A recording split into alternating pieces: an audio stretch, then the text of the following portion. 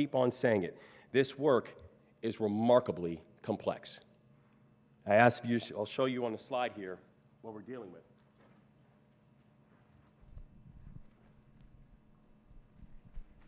So this over here is an aerial vision and aerial rendering of what we have. As you see here, the dolly trapped underneath the bridge. The thing I want to point out here, and what's important to recognize, is this piece over here, as well as this piece over here, not only are they massive, and when I say massive, we're literally talking thousands of tons that are sitting on top of the dolly and thousands of tons on the other side of the channel. But also, as Paul Hankins pointed out, our director of Soup South pointed out, also Colonel Pinchason, that it'd be one thing if the part that you don't see here, it'd be one thing if it looked like that. It'd be one thing if the bridge kept its structural integrity. The problem is the bridge no longer looks like that. The bridge now looks like that. So as Colonel Pinchason always and accurately points out, what we're seeing from the top is one image. In many ways, what's even more complicated is what we don't see. Because this part up top here is now that mangled remnants of the Key Bridge that now sits in the Patapsco River.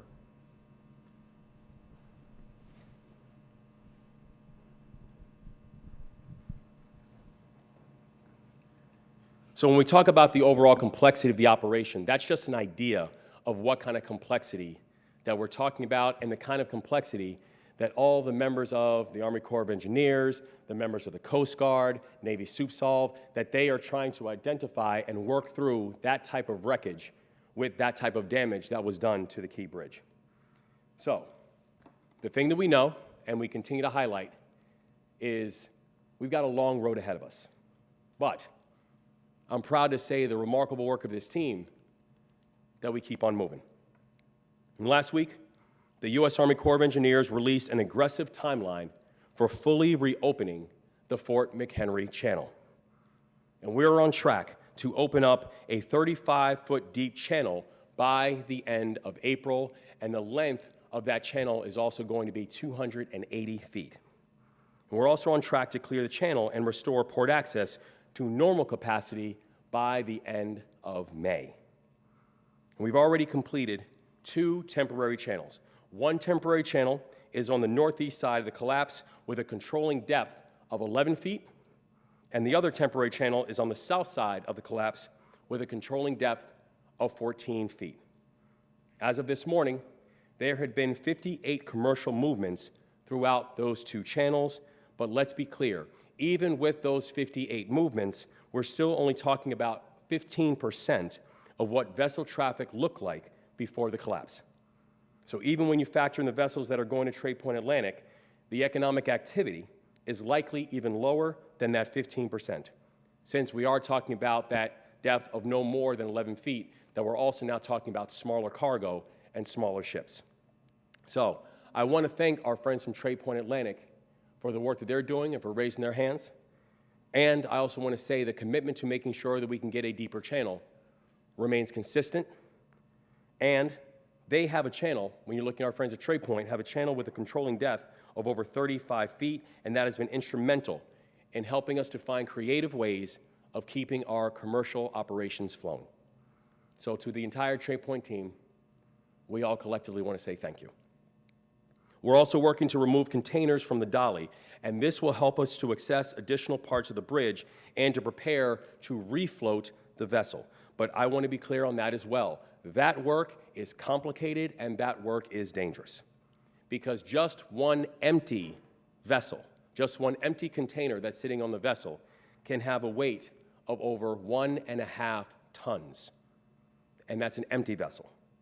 As of last night, we have removed 34 containers, and our present goal is to remove around 178 containers total. Third, on taking care of our people. Since they opened last week, our new Maryland Business Resource Centers have helped a combined 200 businesses. Yesterday, we opened a 3rd permanent business resource center in Anne Arundel County, and that permanent site is located at 710 Aquahart Road, Glen Burnie, Maryland, 21061. I encourage everyone to visit sba.gov for more information on hours and resources, and please take advantage of these resources that are currently available.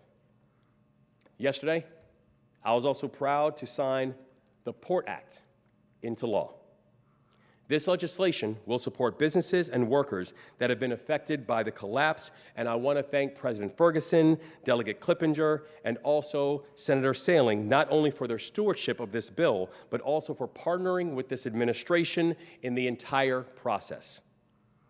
Among the many provisions, this bill will create new permanent scholarship programs for the families of transportation workers who died on the job.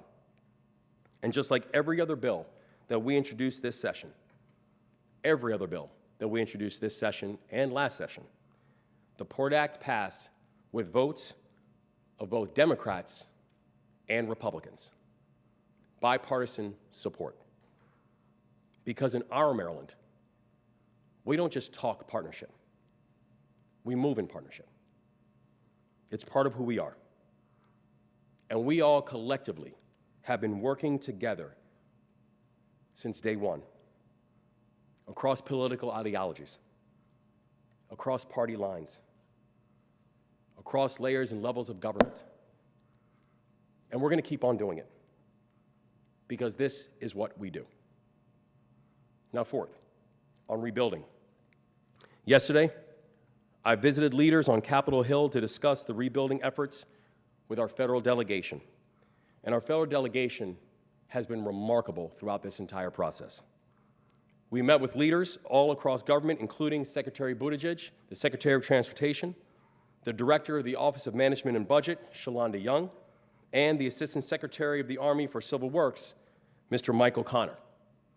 In fact, earlier today, Mr. Connor actually came and was in Baltimore and was with us on the ground, and also then went out on the water.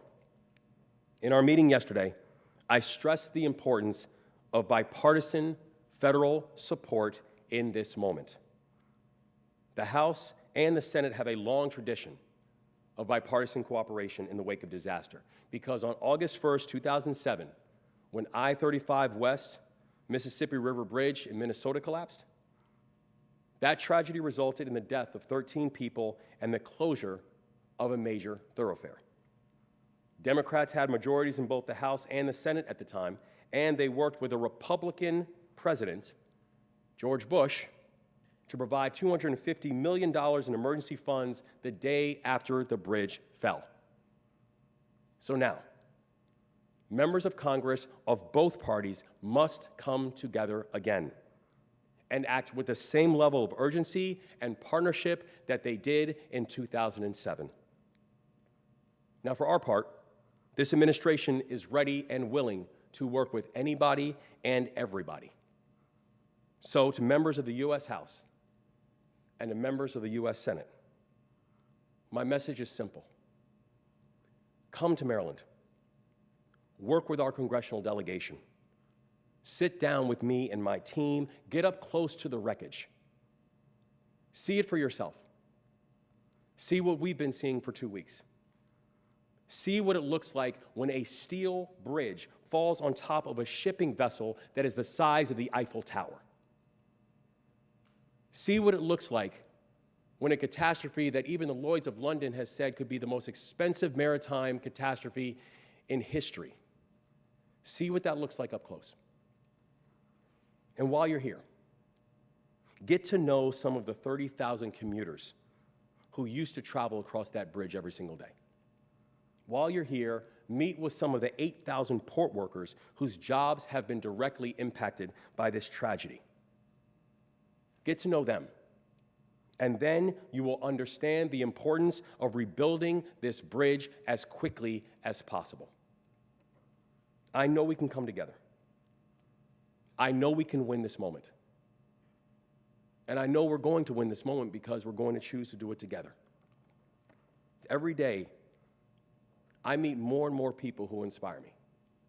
More and more people who reminds me what it means to be Maryland tough and Baltimore strong. And today, we're joined by Alex Del Sordo, Gene Rehak, and the team from Anchor Bay East Marina. Now, they started receiving calls from first responders at 3 a.m. the morning of the bridge collapse. And our team needed help getting fuel and supplies, and it was Anchor Bay who stepped up. They stayed open for extended hours to help those working in the key bridge response, and so far, they have served over 550 meals to our first responders. So Alex, Jen, and the entire team, thank you for raising your hands to serve. Thank you for continuing to remind us why this state is so special. Thank you for reminding us what it means to be Maryland tough and Baltimore strong in this moment. Thank you all so much.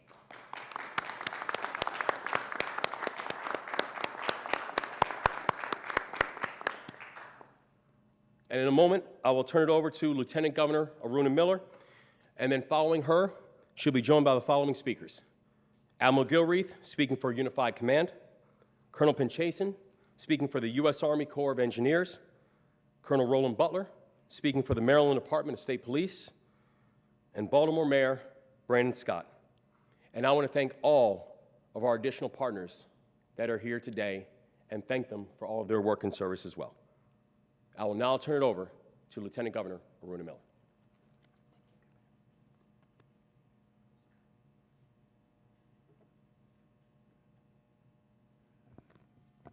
Thank you so much, Governor.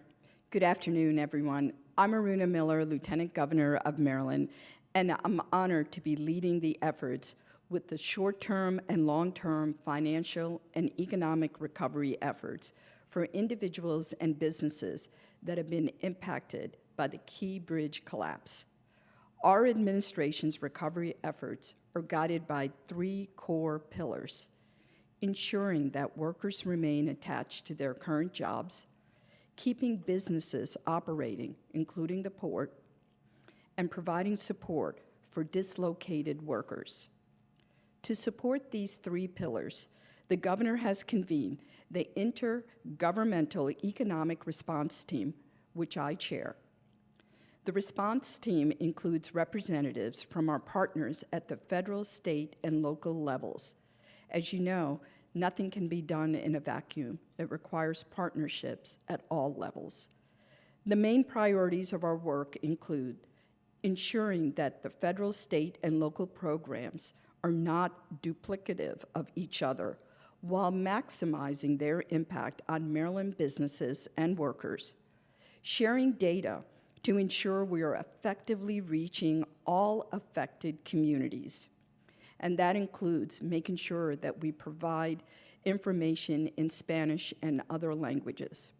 Deploying rapid response teams to businesses during this significant crises, and creating a centralized repository of information where businesses and workers can readily access and identify all available programs and resources in a user-friendly manner.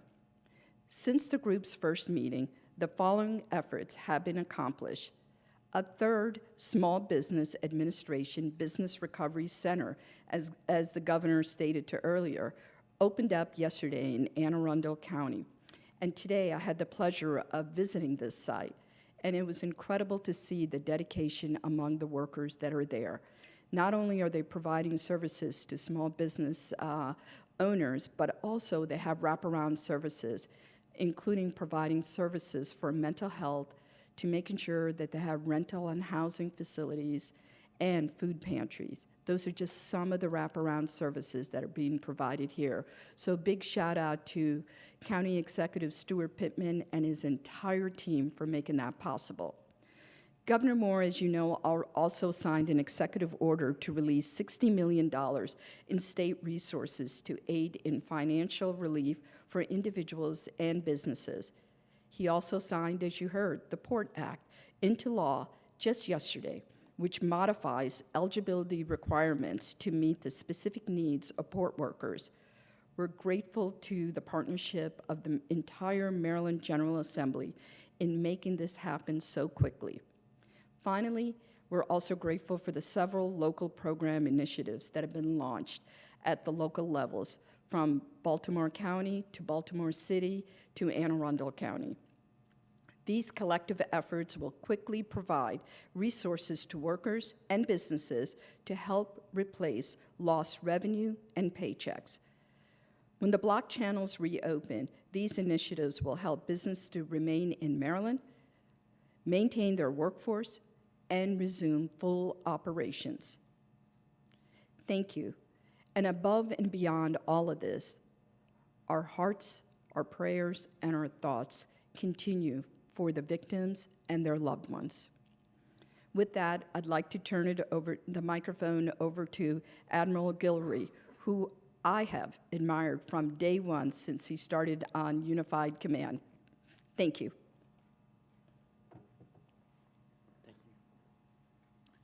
Thank you, Lieutenant Governor, for those kind words. First, I'd like to say thank you to all the members of the Unified Command and the great work that you have been doing. While I'm standing up here speaking on behalf of the Unified Command, the real work is going on by the people you see represented to my right and sometimes to our left. They are really doing the hard work that we need to have happen to restore commerce to the Port of Baltimore, and I couldn't be prouder of them. The beauty of a Unified Command is that every agency brings their authorities, their resources, and their expertise to the table in order for us to do things quicker and faster through unity of effort. In simple terms, that allows us to put the right person in the right place at the right time with the right piece of equipment to get this done as quickly as possible. And that's what's happening here in this Unified Command, and I'm so proud of all of their efforts. So to update you specifically on where we are, our priority one is reopen that deep draft channel. And we've made some significant progress along those lines. I'm going to let Colonel Pinchason talk about that in a little bit more detail. But to highlight some of those things, in addition to all the planning that you've heard her talk about and that Captain Suarez has talked about, we are now actually beginning to be able to cut some of the steel on the top portions of some of those sections of the bridge inside the deep draft channel. And that's tremendous progress, and we're really excited about that and what that means for us long term. And as the governor said, we are on track for those goals that have been set. Priority number two is, again, is to remove the ship. And we're making progress there as well. And along those lines, as the governor mentioned, we are removing containers from the bow of the vessel. And the reason we're doing that is so that can give us better access to the bow so that we can safely remove those pieces of the bridge that are on top of the bow, because that is essential to us to be able to refloat the vessel and remove it. So that's what we're doing with removing those containers, and those operations will continue. The third priority is remove the rest of the bridge debris from the waterway. And the state and their contractors are making great progress along those lines, and they have removed significant portions that were above the water. They've cut off significant portions above the water, put them on barges, and transferred them back to Trade Point. So they're making great progress along those lines as well, and I'm really proud of those efforts. So I'd like to turn it over to Colonel Pinchason to give you more of an update on that priority one, restoring commerce to the deep draft channel. Thank you, Admiral. Governor Moore, thank you. Thanks for being here again today. It's an honor to be able to tell the story of all the hard work that our teams are making out there. As you know, our Supervisor of Salvage from the U.S. Navy is coordinating the salvage operations across all three efforts and really maximizing the capability of that team. They're sharing lessons, they're applying them immediately, they're sharing information, equipment, expertise, and they're really designing our way ahead step by step. It's inspiring to me as an engineer, but also as an American, to be able to see that in action. And so I hope that everyone can take comfort in knowing that we've got the right team here, as Admiral just mentioned. What we're working towards right now, even though the focus is on opening the limited access channel, the 35-foot deep, 280-foot wide channel, the effort is ongoing throughout. The focus is to make sure that we're going to provide some relief to the port, and I'll explain here. I think we have a graphic where we'll be able to talk about that effort right now, but I just want to reassure everybody that while that's kind of front and center, we're going to hit that at the end of April, We're still planning all the operations and synchronizing them, deconflicting resources, making sure that safety is still paramount in all that we're doing throughout the entire waterway. So I think we're going to move over, if we can, to the graphic to explain the next key step.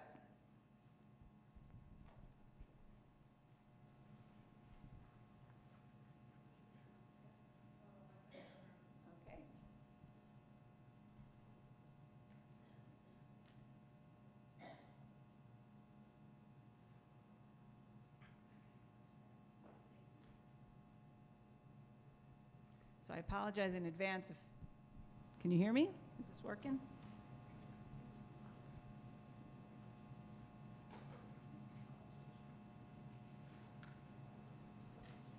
It's going to be hard for me not to geek out on the engineering stuff right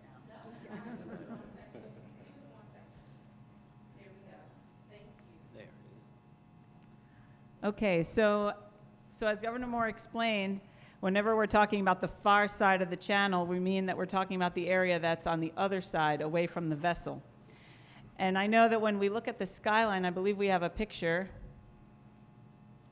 When you look at the skyline, you see these trusses that are going into the water, and our imagination tells us that that's how that might be further down. But we have a massive amount of wreckage. We call it a wreckage field or debris field right in the middle. But this area, this big span, is about 240 feet across, and this is the area that we're going to be cutting. They've actually started cutting it already. It's about 1,500 tons, and the salvors are tackling this by cutting it into two major sections. But what's really critical to this is to understand that this truss is actually going into, let's try that again. It's actually going into the water and into the mud line. So while up here, above the water, it's beautiful, you're able to see it, they can see what they're doing. As they're getting under the water, remember the water is extremely murky for those divers. How are you going to cut something that's under the mud line? So what they've done is up top here, we're going to get it. Okay. In this section here, they've actually created a gap by creating a hole in order to lower a bucket to be able to dig out the roadway and the debris that's laying on top of the bottom part of this truss. It's not that it's all just clean sitting there. The way that the wreckage came into the water, the roadway actually came all the way on top. So it's not exposed. They've actually had to dig it out in order to be able to cut it. And so they are going to lower then, once they dig out and expose the cords on the bottom of the truss that they have to dig out, they're going to then lower the hydraulic shears. Divers are going to go into the water, place the hydraulic shears on the spans that they're going to cut in here. Once it's exposed, the divers are going to go up and they're going to be able to cut them. Just explaining that, wrapping our heads around that, it's hard to imagine. But that's what they're doing. And when you talk to them about it, that's what they do. That's what they're designed to do. And they explained it in such a methodical way that it's clear that we've got the right team handling this. But that 1,500-ton span is going to be broken up into 720 and about 794 tons each. And then we're going to see the Chessie in action, taking it out over to Sparrows Point. Looking forward to it. I'll be followed by Colonel Butler.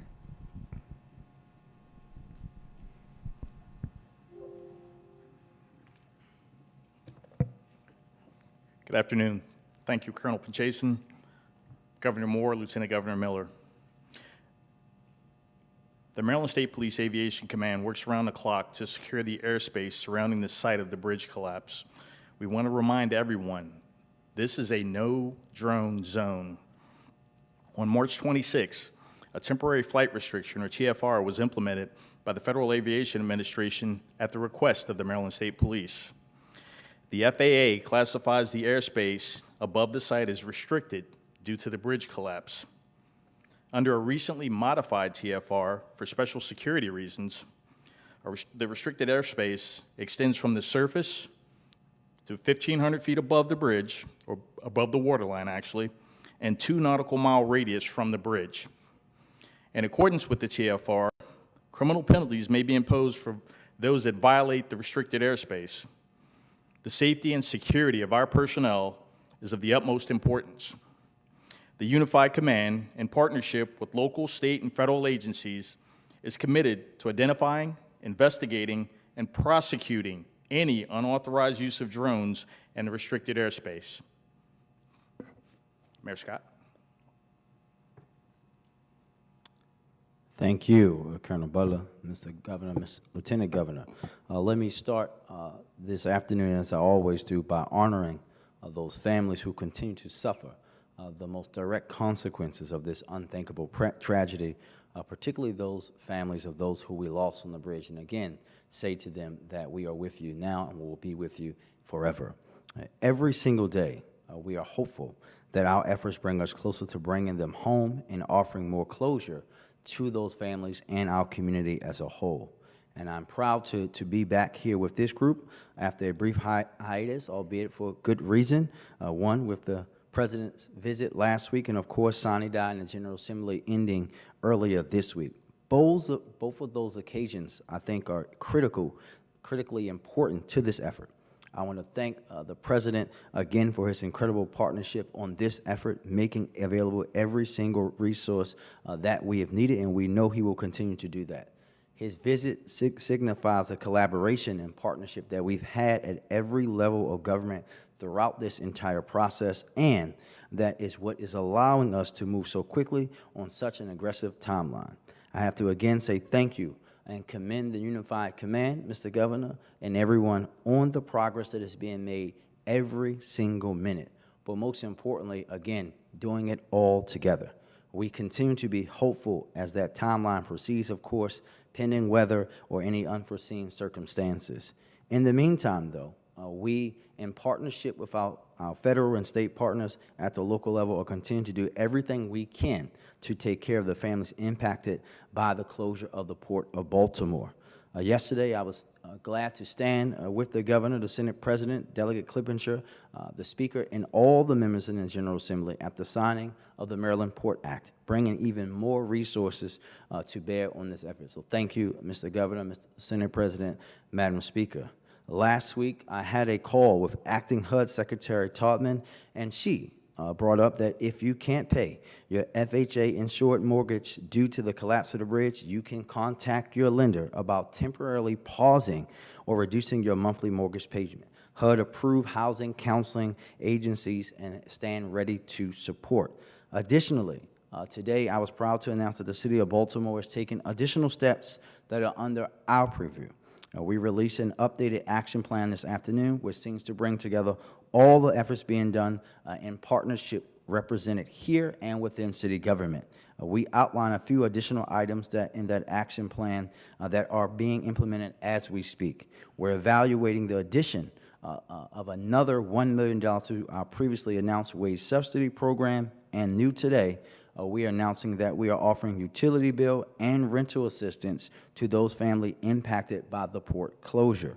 We are going to run these programs through our existing program to support families who need assistance. I've directed the entire city government to provide workers impacted by the bridge collapse access to energy assistance through the Maryland Energy Assistance Program and water bill support through the city's Water for All Assistance Program. Additionally, we'll be providing $500,000 into our ongoing rental assistance program specifically for eligible port workers.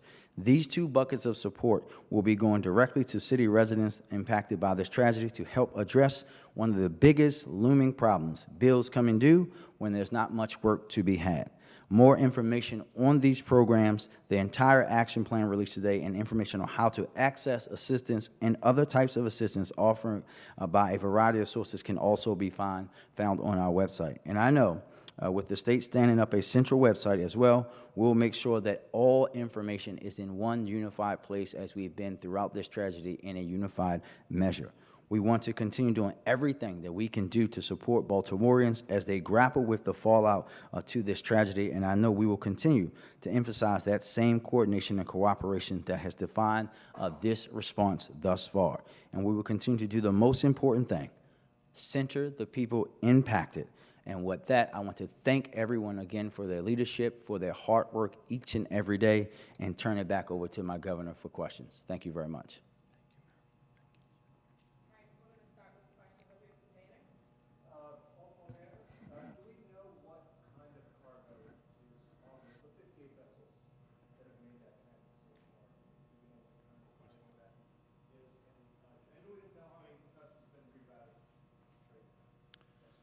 So the 58 vessels that have come in and out are mostly barges and tugs.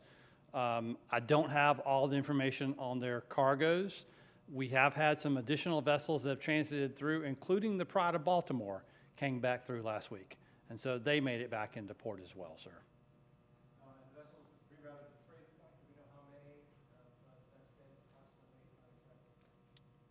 I don't have the total number right off the top of my head, but there are several vessels that have called at Trade Point to offload cargo that had planned to call inside where the bridge is at now, sir.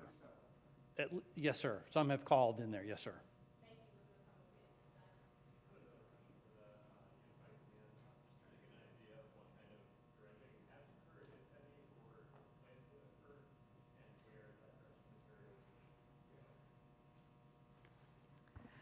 So right now, we're looking at our dredging options, but the digging that's taking place is just to clear the area in order to do some cutting of the trusses themselves. But the dredging that may need to occur to free the vessel, like we did with the Ever Forward, that's still under the planning phases.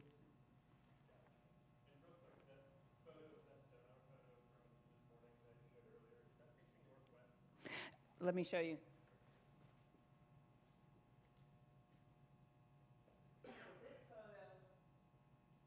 This photo is like you're standing this way, Baltimore, city of Baltimore looking this way. The vessel is going outbound. If we go to the next photo, the vessel would be on this side. And this is the pier that is still standing. So the vessel is over here, and this is the truss. This truss that's sitting on top of the vessel is over here.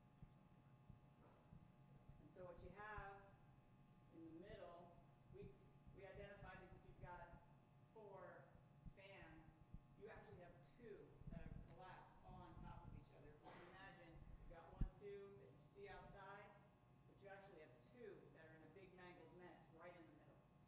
And that's what's going to be extremely complex.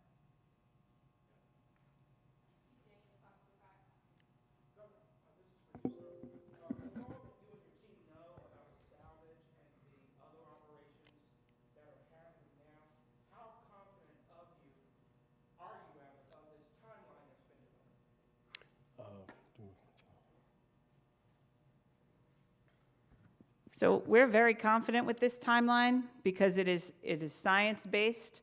We've had our engineers poring over this, and I'm proud to say they've been looking at this and analyzing this, arguing over this. The passion that you see them display when they're figuring out the right way to do it, engineering the lifts, engineering the operations, deconflicting and managing the resources that we have. This is a realistic timeline. And we are considering things like weather, we're considering things like the unknown, we're making sure that we have time to go in and ensure that it's going to be safe, that with each layer that we peel back, and we're looking to see how that load responded, how the wreckage reacted, that we're being methodical about it, and to use our Army phrase, that slow is smooth and smooth is fast, right?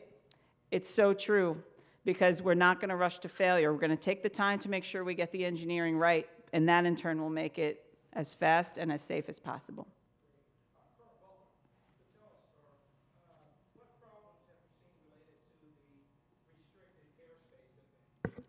How many offenders have there been, and what are the dispositions? While I can't give you the exact number of offenders that we have a number that are being looked into closely. by state and federal authorities. The biggest problem with the number of incursions that you have, it's a distraction to the workers.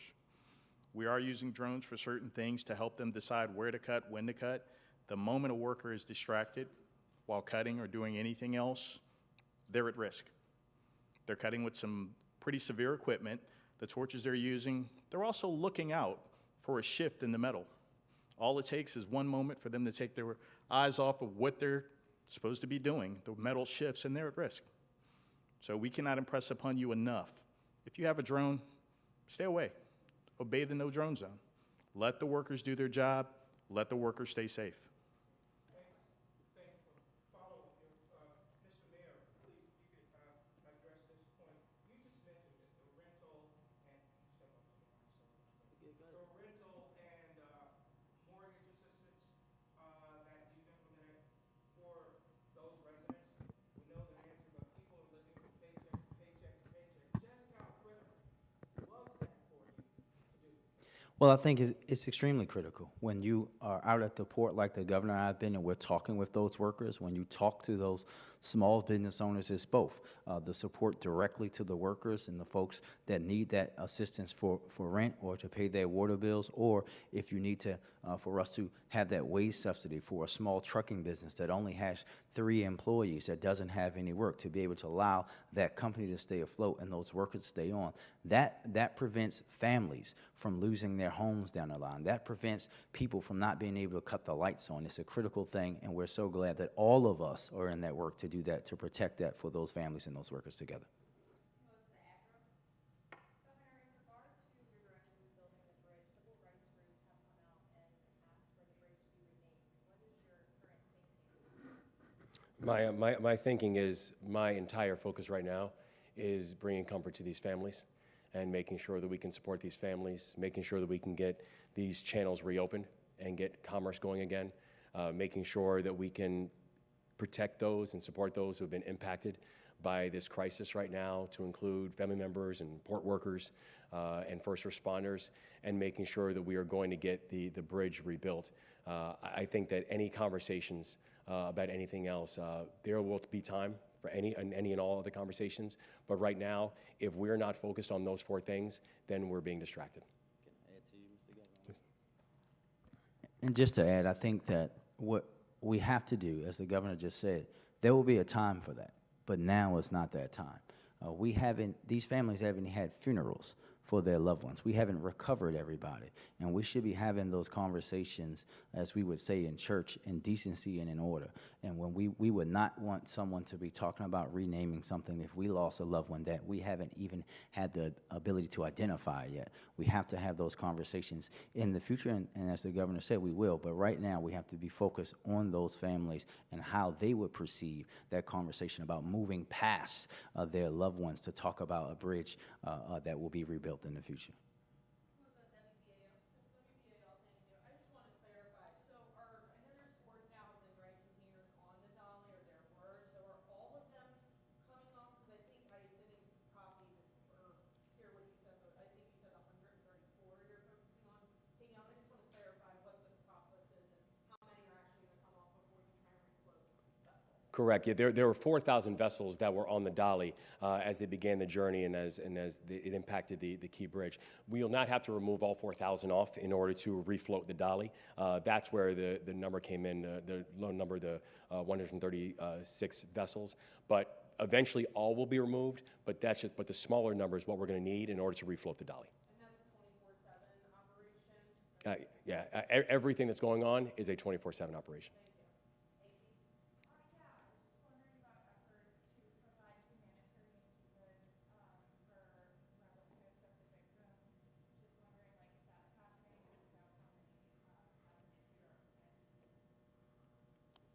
and if so, how many this year are planned? No, we haven't had any of that information come across yet. It's something we're preparing for. We want to make this transition for the families and to get their relatives here, as the mayor said, so they can find closure. We're going to do everything to expedite that process once we get the information. No, we haven't. Not at this point. There we are. Governor, I wanted to give you the chance to respond to something. NTSB Chair Jennifer Mendy was on Capitol Hill today. She was testifying in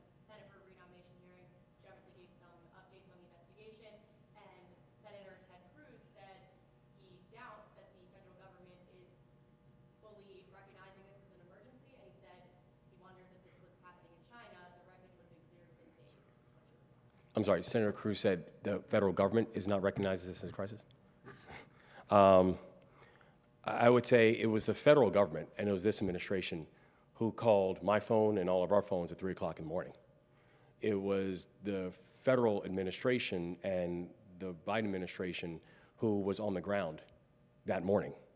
It was the Secretary of Transportation who was on the ground literally as the sun was coming up. It was the federal administration that has been here and has been in constant communication with our administration, with Unified Command, with the mayor, with everybody else. I personally have not received a call from Senator Cruz. So I think the federal government, I'm not sure what leg Senator Cruz has to stand on about responsiveness or connectivity to this issue. We'd love to welcome him. All right, thank you all. Thank you. Thank you.